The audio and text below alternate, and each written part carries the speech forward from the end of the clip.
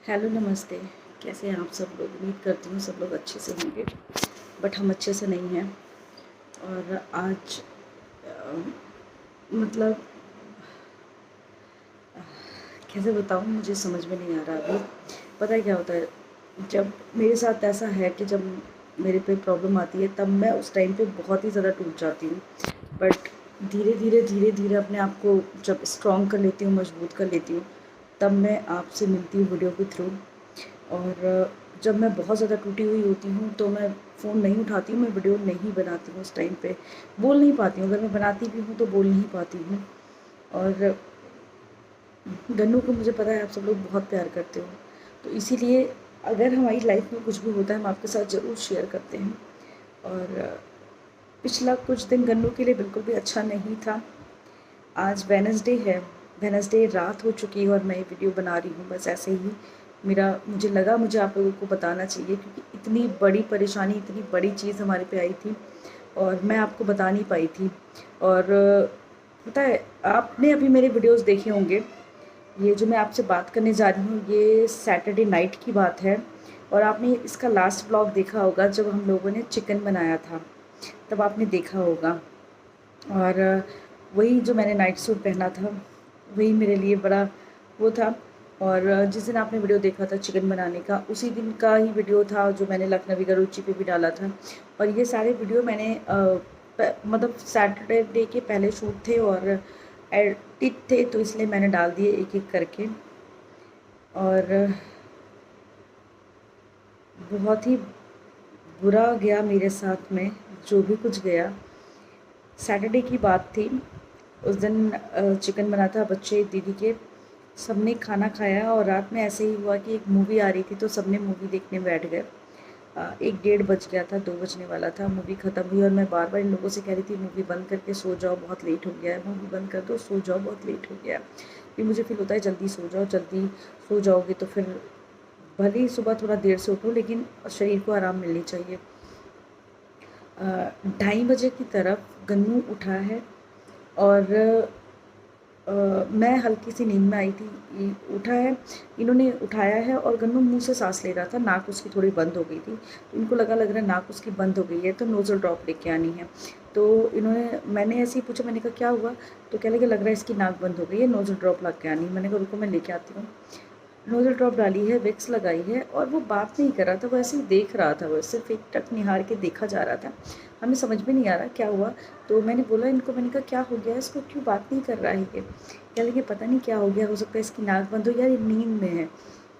हमें उस टाइम पे यही फ़ील हुआ कि ये नींद में है और बहुत गहरी नींद से। समटाइम्स ऐसा होता है कि एक दो बार ऐसा होता नहीं, बच्चे उठते हैं नींद में ही, खाना खा लेते हैं और नींद में ही सो जाते हैं, उनको पता नहीं चलता है। कुछ बच्चों के साथ ऐसा होता है। और नींद में आप बाथरूम करा दो, लिटा दो आके, उनको पता नहीं चलता, आँखें खोल के चलते हैं बट वो नींद में होते हैं। हम दोनों को यही फ़ील हुआ कि ये नींद में है। धीरे धीरे जब टाइम बढ़ता गया, 5 मिनट 10 मिनट हो गए, ये फिर भी कुछ भी नहीं बोला। तो मुझे भी, दोनों को टेंशन हो गई, ये रिएक्ट क्यों नहीं कर रहा है, अगर इसकी नाक भी बंद है तो ये रो क्यों नहीं रहा है। हमें ये लग रहा था ये रो क्यों नहीं रहा है। 10 से 15 मिनट ही हुआ था कि इसको एक बहुत ही बुरी वाली वॉमिटिंग हुई और उस वॉमिटिंग में इसकी नाक से, मुंह से, मतलब बहुत हालत ख़राब हो गई थी, लेकिन ये तब भी नहीं रोया। अब मुझे ये टेंशन हो गई है कि रोया क्यों नहीं। इसके हमने कपड़े चेंज कराए, पूरे कपड़े सब इधर से उधर, गद्दा वद्दा सब, मतलब सब कुछ चेंज कराया। और क्योंकि आपने देखा था हम लोग आगे कमरे में ही सो रहे थे, बच्चों के साथ में ही उस टाइम पे सो रहे थे। और इसी बीच रीत की आँख खुल गई थी, हार्दिक तो सो रहा था। तो हार्दिक तो सो रहा था, रीत की आँख खुली थी। तो रीत भी आई, कह लगी क्या हो गया मासी, बाबू को क्या हो गया। मैंने कहा बेटा पता नहीं क्या हो गया। और इसको हमने उठाया है, हमने इसको नहलाया है, साफ़ करा है, सब कुछ करा, लेकिन ये बोल नहीं रहा था, बोल नहीं रहा था, फिर खड़ा नहीं हो रहा था। बट ये रिएक्ट, मतलब हमने उसको पानी दिया, मैंने बोला इसको कुल्ली करो, तो वो कुल्ली कर रहा था। और एक चीज़ पूछी पापा कहाँ हैं, तो बता रहा था ऐसे, लेकिन ये बोल नहीं रहा था, रो नहीं रहा था। हमें बहुत टेंशन हो गई। और मैं बहुत जल्दी कमज़ोर हो जाती हूँ गन्नू के मामले में या किसी के मामले में। और उस टाइम पे मैं बहुत बुरी तरीके से टूट जाती हूँ। फिर मतलब मैं जितना स्ट्रॉन्ग लगती हूँ, फिर मुझे ऐसा फ़ील होता है मैं इनके ऊपर डिपेंडेंट, मैं इनके पे रह जाती हूँ कि बाबू क्या हो गया, इसको सही करो ना, इसको सही करो। तो मेरा ये रहता है कि इसको सही करो ना, इसको देखो क्या हो गया, इसको देखो क्या हो गया है। और उसके बाद हमने उसको कपड़े पहनाए, नीचे के कपड़े पहना भी नहीं पाए थे, डायपर ही सिर्फ पहनाया था। और उसके बाद ये देख नहीं रहा, देखे जा रहा ऐसे करके, बोल नहीं रहा, कुछ नहीं कर रहा, कोई रिएक्ट नहीं कर रहा। और हम इतना ज़्यादा परेशान, पता है क्या होता है, अगर आपका छोटा बच्चा हो या कोई भी इंसान घर में हो, आपको ही पता है कि अंदरूनी जो चीज़ें होती हैं वो बहुत ज़्यादा बुरी होती हैं। अगर यहीं पे चोट लग जाती है, उसको भगवान ना करे सर फट गया होता, हाथ में चोट आई होती है, कुछ भी होता, हमें पता था कि हम डॉक्टर के पास ले जाएंगे और डॉक्टर यहाँ पे टाँके लगा देंगे, डॉक्टर सही कर देंगे, हाथ में चोट लगी है, कुछ भी होगा डॉक्टर सही कर देंगे। बट वो बोल नहीं रहा, तो मैं बहुत ज़्यादा डर गई थी मुझे, क्योंकि जब इंसान कोई रिएक्ट नहीं करता, अनकॉन्शियस हो जाता है, तो सीधे उसके दिमाग जो भी कुछ होता है वो ब्रेन से होता है। अभी मैंने अपने डॉक्टर को फ़ोन किया, आरके सिंह डॉक्टर को हमने फ़ोन किया, और उनको जस्ट मैं रोने लगी। मैंने वही बताया, मैंने कहा सर बाबू कुछ बोल नहीं रहा है, मुझे समझ ही नहीं आ रहा क्या हो गया, बाबू बोल नहीं रहा है। तो रात का 3:05 या 10 मिनट हुआ था, उन्होंने तुरंत बोला कि तुम लेके जल्दी से यहाँ पे आ जाओ और हम उसको देखते हैं। और तभी हमने अमित को फ़ोन किया, क्योंकि हम दोनों को ये फ़ील हो रहा था कि अगर हम दोनों जाएंगे, ये बाबू के पास है, मैं बाबू के पास हूँ, कुछ भी काम होता है, कहीं और लेके जाना पड़ता है, तो एक इंसान अलग होना ज़रूरी है। अमित को फ़ोन किया, अमित कहने लगा हाँ जीजू मैं घर से बाहर निकल रहा हूँ, आप बस आ जाओ। हम उसको घर से लिए, डॉक्टर के पास गए। डॉक्टर हमारे यहाँ से, अगर रात में कार से जाएंगे तो 10 मिनट लगता है, वहाँ थे वो, अंदर ले गए उनको। मैं वही बोल रही, रास्ते में उसने लेकिन पॉटी करी, रास्ते में उसने पानी जैसी पॉटी करी, मेरे पूरे कपड़े सब खराब हो गए। और समझ नहीं आया कि इसने क्या किया उस टाइम। तो मैंने फिर ये जैसे ही गन्नू ये गाड़ी चला के गए थे, पर जब हम अमित के पास जब पहुँचे तो अमित ने गाड़ी ली कि जीजू आप इसको लेके बैठो, तो अमित गाड़ी चला रहा था। तो जो मैंने इनको दिया तो इनको फील हुआ पॉटी किया।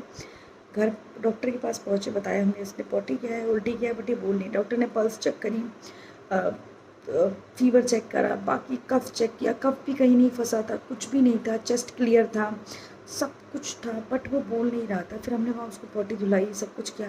डॉक्टर ने उनसे कहा कि अच्छा इसको खड़े होकर दिखाओ। एक तो उन्होंने होम्योपैथिक की दवाई भी दी कि ये कॉन्शियस हो जाए, बट कुछ नहीं हुआ। उसके बाद में वहाँ पे वो खड़ा भी नहीं हुआ। जब हमने उसको पॉटी वगैरह साफ़ कराई तो डॉक्टर, उनको भी थोड़ा सा डर लग गया, बच्चे की बात थी। उन्होंने कहा कि एक काम करो, इसको इसको लेके अभी पास में एक बड़ा सा हॉस्पिटल है वहाँ चले जाओ, अदरवाइज़ लोहिया हॉस्पिटल चले जाओ। बट यहाँ पे ये चीज़ थी कि अगर हम लोहिया हॉस्पिटल जाते, मतलब सरकारी हॉस्पिटल है, बहुत ही अच्छा हॉस्पिटल है, बट हमें ये टेंशन थी कि बच्चों का कोई डॉक्टर होगा वहाँ कि नहीं होगा। तो हमने वो जो प्राइवेट हॉस्पिटल, बड़ा हॉस्पिटल, जिसकी मैं नाम नहीं लूँगी यहाँ पे, जिसकी मैं बात कर रही हूँ, कि वहाँ अगर जाएंगे तो बच्चों का डॉक्टर मिल जाएगा। और उसके बाद जब हम जाने लगे तो मुझे याद है मैं फ्लाईओवर पे थी और 3:30 बजे समथिंग ऐसी टाइम हो रहा था। और मैंने पापा को अपने फ़ोन किया और तब मैं बहुत रोई, बहुत रोई। अभी तो मैं बहुत बहुत स्टेबल हूँ, आप लोगों को दिख रहा होगा मैं रो नहीं रही हूँ मैं बहुत, लेकिन उस टाइम मेरे मुँह से सिर्फ यही निकल रहा था, पापा अगर इसको कुछ हो गया तो हम मर जाएंगे पापा। मैं यही बोल रही थी, मैंने कहा पापा हम मर जाएंगे, जीते जी मर जाएंगे, गन्नू को अगर कुछ हो गया तो मैं इनको लगी पड़ी, मैं कहा बाबू कुछ नहीं होगा ना, ये वैसे लगे, कहते नहीं कुछ नहीं होगा, तुम चिंता मत करो। बिकॉज जिसका बच्चा 15 दिन NICU में भर्ती होके आया हो, वो सच में बहुत, और हम सच में बहुत ज़्यादा डर गए उस टाइम पे कि क्या होगा। उसके बाद में हमने एडमिट कराया है, उसको पहुँचे लेके इमरजेंसी में, वहीं पे ही भाग के इमरजेंसी में तुरंत डॉक्टर्स थे, उन्होंने अटेंड किया उसको। वो मैं आपसे ऐसे बात कर रही हूँ, नीचे मेरे वो सारा का सारा वो मंजर जो कहते हैं ना वो चल रहा है कि किस तरीके से हम उसको लेके भागे। वो बेड भी खाली पड़ा था सामने वाला, उस बेड पे उन्होंने लिटाया गन्नू को। वो तुरंत ऐसा लगता है जैसे कि मैंने अपना बच्चा किसी को दे दिया। तुरंत उन्होंने बेड के साइड कॉर्नर जो होते हैं उनको गिराया, बाबू को लिटाया और उसका जो तौलिया था वो मुझे दे दिया, कहते ये नहीं उड़ेगा। फिर उसको उसका कंबल उड़ा दिया और पल्स लगा दिए, ऑक्सीजन लगा दी उसको, यहाँ पे वो लगा दिया, वहाँ पे लगा दिया। देखते मेरे को भी बाहर निकाल दिया उन्होंने, एक ही इंसान रहेगा। मैं बाहर दरवाजे से खड़े उसको देख रही थी। अमित और रीत भी गाड़ी में बैठ गई थी, अमित उधर बाहर था, मैं उसको देख रही थी। और उस टाइम तक मेरा दिमाग सुन्न हो चुका था, मुझे कुछ नहीं समझ आ रहा था कि मेरे साथ क्या होगा क्या नहीं होगा। और वो जो मेरा टाइम बीता है अस्पताल में। 1 घंटे का आधा घंटा वो वहीं पे ही था। उसके बाद उसके बहुत सारे चेकअप, उसका ब्लड लिया गया, उसको बीको लगाया गया, बट उसने एक मुँह से आवाज़ नहीं निकाली। और ये सबसे ज़्यादा हमारे लिए शॉकिंग था कि वो बोल नहीं रहा था, वो रिएक्ट नहीं कर रहा था, वो एक चीज़ बोल कुछ नहीं कर रहा था। और उसके बाद उसको लिटाए, फिर ग्लूकोज चढ़ाए, न जाने क्या क्या एजम्पशन वो लोग कर रहे थे। इसको ये पड़ गया है, इसको ये दवा दिक्कत हो गई है, इसको डॉक्टर पूरा पूछ रहे थे कि इसको फ़ीवर है। हमने कहा नहीं, इसको फ़ीवर भी नहीं था, इसको कुछ भी नहीं था। क्या खाया था रात में? नॉर्मल इसने 1-2 बाइट, उस दिन खाना भी नहीं खाया था अच्छे से, सिर्फ दूध पिया था। सब कुछ नॉर्मल, सब कुछ, बच्चा बिल्कुल नॉर्मल, आपका कोई बुखार नहीं। इन सारे केस में अगर बच्चा अनकॉन्शियस होता है तो लगता है कि उसको मे भी शायद कोई बुखार आया होगा या कोई दिक्कत होगी। और आज मैं आप लोगों को हिम्मत करके ये चीज़ बता ले रही हूँ। मैंने उस दिन कुछ छोटी छोटी क्लिप शूट करी थी, वो मैं आप लोगों को नेक्स्ट वीडियो है वो दिखा दूँगी, डाल दूँगी। और एक फ़ोटो मैंने उनकी मंगाई थी गन्नू की, कि मतलब उसके बाद भी गन्नू को जब MRI चेकअप सब कुछ हो गया तो NICU में डाल दिया। और NICU के नाम से ही हमें डर लगता है।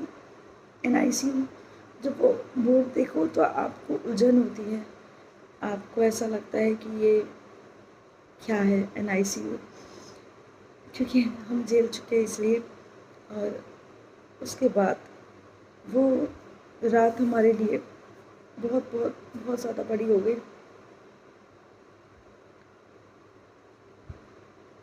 आगे मैंने वो वीडियो बनाया है, आप देखिएगा, सारी चीज़ें उसमें आपको मिलेंगी। यहाँ पे मैं सिर्फ एक अपडेट देने के लिए आपको आई थी, क्योंकि मैं आपको बता नहीं पा रही थी, वीडियोस जा रहे थे। अभी तो मैं बहुत नॉर्मल हो गई हूँ, बहुत ही ज़्यादा नॉर्मल हो गई हूँ, बट मैं आपको बता नहीं पा रही थी। तो ऐसा फील हो रहा था जैसे कि मैं कुछ छुपा रही हूँ, मैं आप लोगों तक बात नहीं पहुँचा पा रही हूँ, या मुझे लग रहा था कि मुझे बताना चाहिए। और एक नॉर्मल लाइफ, मेरी नॉर्मल लाइफ नहीं चलती, मैं इस चीज़ से बहुत परेशान हूँ। हर किसी की नॉर्मल लाइफ चलती है, मेरी नहीं चलती। भगवान कहीं ना कहीं से कोई परेशानी आ जाती है। और भगवान किसी के बच्चे के साथ ऐसा कुछ भी ना करे। मैं आज बहुत दिल पे, मतलब मैं आज अभी तो मैं हंस रही हूँ, अच्छी हूँ, क्योंकि मेरा बच्चा मेरे सामने हंस रहा है। लेकिन वो सिचुएशन ऐसी थी कि मैं फर्श पे, वहीं हम दोनों बैठे, हम चारों लोग, भैया इनके भी आ गए थे, वो भी वहीं पे बैठे थे, और हम सब वहीं पे बैठे ज़मीन पे, सिर्फ इंतज़ार कर रहे थे अपने बच्चे की एक आवाज़ सुनने का। वो डॉक्टर्स बोले कि मेरा बच्चा ठीक है और उसके बीक को लगा है। सोचो, मतलब बहुत सारे लोग कह रहे होंगे कि कैसी माँ है, रोई नहीं। ये माँ इतना रोई उस दिन। अभी मेरा बच्चा मेरे सामने हंस खेल रहा है, इसलिए आपको मैं काफ़ी नॉर्मल दिखाई दे रही हूँ। और मैंने वो वीडियो बनाया था, थोड़ा सा आप लोगों के लिए ज़रूर दिखाऊंगी, डाल दूँगी। ये छोटा सा अपडेट है, जो सोचो हमारी लाइफ में इतना बड़ा सा, इतनी बड़ी चीज़ आई थी। और ये सैटरडे संडे की बात है, संडे मंडे, और आज वेडनेसडे है जब मैं आपको बता रही हूँ। वो वीडियो मैं आपके लिए जल्दी डाल दूँगी। और ये वाला छोटा सा अपडेट यहीं पे एंड करती हूँ। आप लोग पूछ रही है, बस गर्मी के लिए मेरी दुआएं करिए, मुझे भगवान जो होता है हो जाए, मेरे को जो तकलीफ़ मिले मैं सह लूँगी, कुछ भी हो जाए, बट मेरे बच्चे, मेरे परिवार को कुछ ना हो, बस और कुछ नहीं चाहिए मुझे।